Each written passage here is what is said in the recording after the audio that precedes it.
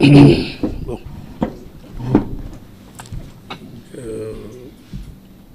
J'interviens à la suite de mes confrères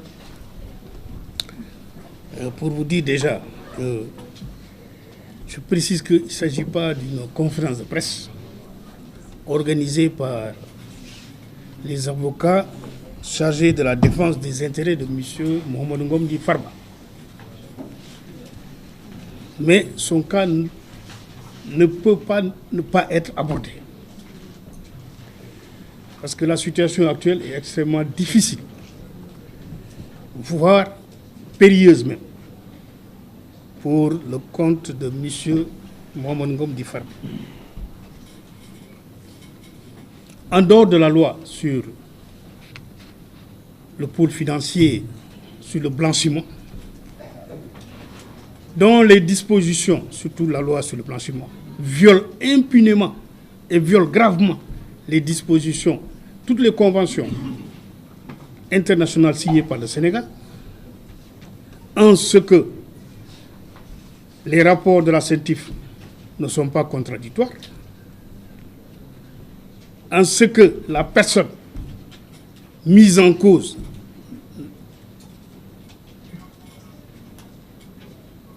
n'est pas mise dans les conditions de se défendre ou dans les conditions d'apporter des explications ou de fournir des preuves sur les faits qui lui sont éventuellement reprochés. Mais non, qu'est-ce qu'on fait?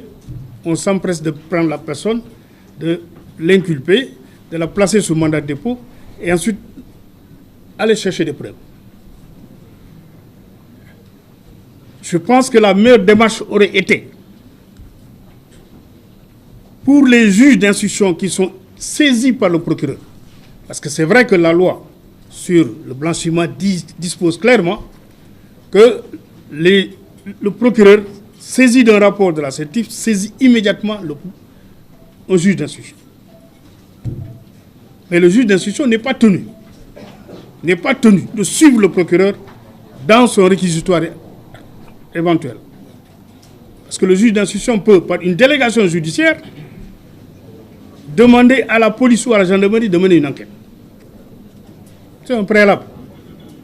De mener une enquête pour éviter que la personne ne soit placée sous mandat de dépôt. C'est ça la procédure qu'il faut respecter. C'est ça le principe du contradictoire qui est absent dans la loi qui régit la CENTIF.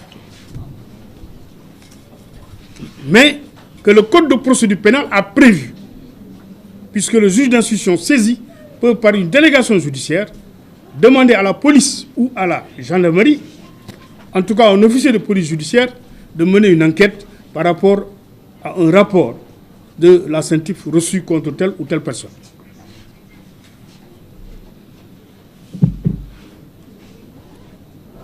Et aujourd'hui, qu'est-ce qui se passe concernant le cas précisément de M. Farba Ngom? Vous savez, il a été placé sous mandat de dépôt depuis le 27 février. Depuis le 27 février, lui, il a été placé sous mandat de dépôt. Tahirou Sarr a été placé sous mandat de dépôt le 28 février. Donc, 24 heures de différence. À ce jour, dans ce dossier, je précise bien, dans ce dossier, ni Tahirou Sarr, ni Farba Ngom, personne n'a été entendu. Cela fait 9 mois que ces personnes gardent prison et n'ont pas été entendues. Mais le cas le plus grave et le plus inacceptable, c'est le cas de Farba Ngom. Parce que médicalement, prouvé que cette personne est malade. Voilà quelqu'un qu'on garde en prison, qui a demandé une expertise, et qui, le jour même de son inculpation, le 27 février, est venu avec un dossier médical, qu'il a exposé au juge. Le juge n'en a pas tenu compte. On a introduit une demande d'expertise médicale. Le juge a accédé à la demande, désigné le professeur Alassane Baye, qui a déposé un rapport pour dire que son état est incompatible avec la vie en milieu carcéral. Le procureur de la République s'y oppose, demande une contre-expertise, et cette fois-ci, il demande la désignation de 3 experts. Et pas des moindres, parce qu'il a demandé dans un premier temps que les médecins désignés proviennent de l'hôpital principal. Parce qu'il n'a pas confiance aux médecins civils. Pour lui, certainement, les médecins civils, c'est des médecins corrompus. L'ordre des médecins lui dit, non, on n'est pas compétent pour désigner des médecins militaires parce que simplement, les militaires ne relèvent pas de l'ordre des médecins du Sénégal. Le juge reçoit cette correspondance qu'il transmet au procureur. Le procureur, dans ces conditions, change son réquisitoire. Dit au juge, bon, donc, désormais, désigner 3 médecins civils. Donc, l'ordre des médecins propose 3 médecins qui sont des professeurs. Ce n'est même pas des médecins, c'est des professeurs. Ces 3 professeurs déposent un rapport qui confirme le rapport déposé par le précédent, c'est-à-dire le professeur Alassane Mbaye. Et ils vont plus loin pour dire qu'il y a une maladie que nous avons détectée et que l'autre n'a pas vue. Et qui est extrêmement grave. Parce que M. Farba risque une mort subite. Il peut dormir et ne plus se réveiller. Son état est incompatible avec la vie en milieu carcéral. Mais dans ces conditions, qu'est-ce qu'on fait? Normalement, la personne doit être mise en liberté. La loi est claire. C'est la main levée du mandat de dépôt. On dit non, non, non, on veut un centre hospitalier. C'est ce qui est quand même bizarre. C'est qu'aujourd'hui, que l'on ne prenne pas le courage d'appliquer la loi. Or, la loi est claire. Lorsque l'état de santé est incompatible avec la vie en milieu carcéral, la personne, le mandat de dépôt qui est décerné contre cette personne doit être levé. On nous dit même que les médecins auraient dû dire, même dans un centre hospitalier. Mais un centre hospitalier, c'est le milieu carcéral. Parce que vous vivez les mêmes conditions. Je vous donne un exemple. Quand la personne est mise dans un hôpital, il y a toujours l'administration pénitentiaire qui veille au grain. Donc c'est le milieu carcéral. Parce que vous êtes soumis aux mêmes conditions de détention. Vous n'avez pas le droit de recevoir n'importe qui. Vous avez à la porte de votre lit d'hôpital, vous avez un garde pénitentiaire. Et aux alentours. Donc, c'est toujours le prolongement du milieu carcéral. Mais ce qu'il faut faire, c'est tout simple, c'est de donner main levée du mandat. C'est-à-dire que M. Farba sorte de prison, qu'il aille chez lui, qu'on le place sous contrôle judiciaire au besoin. Mais la loi, elle est claire. Mais qu'est-ce qu'on fait? On ferme les yeux. Ce qui est dommage, on ferme les yeux pour interpréter de manière erronée l'alinéa 2 de l'article 140 du Code de procédure pénale. Et c'est ce qui est grave. Parce qu'on ne peut pas ne pas en faire cas. Parce que simplement, la loi sur la CENTIF, c'est une loi scélérate. C'est une loi scélérate parce que simplement, la personne n'est pas mise à même de justifier ou même de prouver son innocence. C'est-à-dire, en fait, on vous prend poings et mains liés, on vous jette en prison. Et on va chercher des preuves. Et dans ce dossier, précisément de Farba Ngom, on nous dit que l'argent provient du trésor. Mais l'argent n'est pas tombé du ciel, donc. Ça veut dire que l'argent est sorti du trésor par une procédure, quand même. On n'est pas dans une république bananière. La procédure, elle est établie au niveau du trésor. Pourquoi on n'interroge pas le directeur du budget? Pourquoi on n'interroge pas le directeur des finances? Pourquoi on n'interroge pas les inspecteurs du trésor qui ont eu certainement, à un moment ou à un autre, à signer ou à approuver? Mais toutes ces personnes-là, rien du tout. On prend Farba Ngom, Tahirou Sarr, on les jette en prison. Comme des malfrats. 9 mois, on ne les entend même pas au fond. Et c'est ce qui est quand même grave. Parce que voilà, 9 mois que ces personnes-là croupissent en prison, l'une est gravement malade, sa vie est en danger. Et malgré tout, tout bonnement, on les garde. Et on va chercher des preuves. Aucune preuve n'existe dans le dossier. Aucune preuve.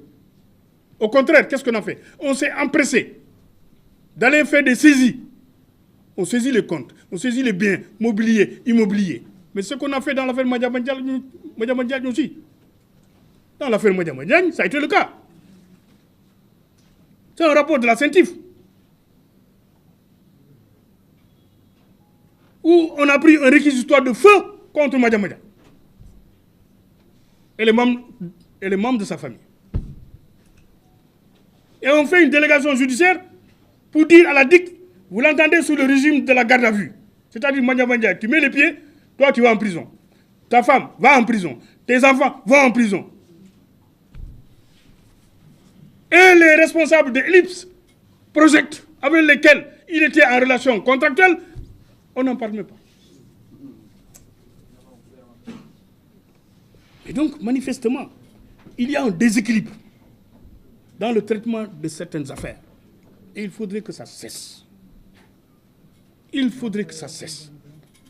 Le Sénégal a adhéré à beaucoup de conventions, notamment relatives aux droits de l'homme, au respect des droits de l'homme. On doit respecter les droits de l'homme. Les droits de la défense sont sacrés, nous dit la Constitution du Sénégal. C'est la loi fondamentale. Mais qu'est-ce qu'on fait dans cette affaire? Dans ces affaires, qu'est-ce qu'on fait? On piétine les droits de la défense. Et on ose crier, urbi et orbi, que le Sénégal est un état de droit. J'ai dit non. Le Sénégal a beaucoup reculé sur ce plan. Parce que le respect des droits de la défense, c'est de permettre à la personne de se défendre. C'est d'entendre la personne dans le plus bref délai. Que de garder une personne. Vous dites que la personne est poursuivie au même titre que son complice, entre guillemets, de 125 milliards. 125 milliards, ce n'est pas 125 000 francs. Ce n'est pas 125 millions. C'est 125 milliards. Et qu'est-ce qu'on fait? Donc on vous garde pendant 9 mois. On ne vous entend même pas sur les 125 milliards.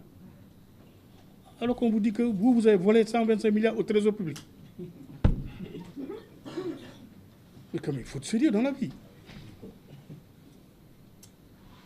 Il faut être sérieux. Donc c'est pourquoi nous estimons que, en ce qui les concerne quand même, il y a beaucoup de choses à voir, à revoir. Et que l'ouvrage que notre doyen va mettre sur le marché, cet ouvrage-là nous permettra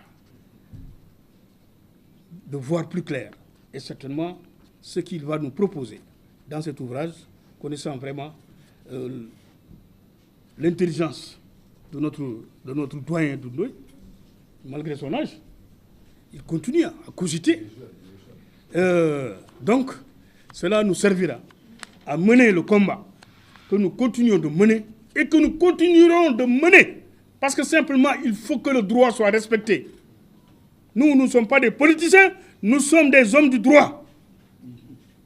On n'est pas des politiciens. Moi, je ne fais pas de la politique, moi. Je n'ai jamais adhéré dans un parti politique. Encore une fois. Jamais. Moi, je suis là comme avocat parce que je respecte. J'ai prêté serment de défendre. Et je vais défendre jusqu'au bout toute personne qui m'aura consulté. Donc, c'est pourquoi j'estime que dans toutes ces affaires, il y a lieu vraiment de revoir les textes.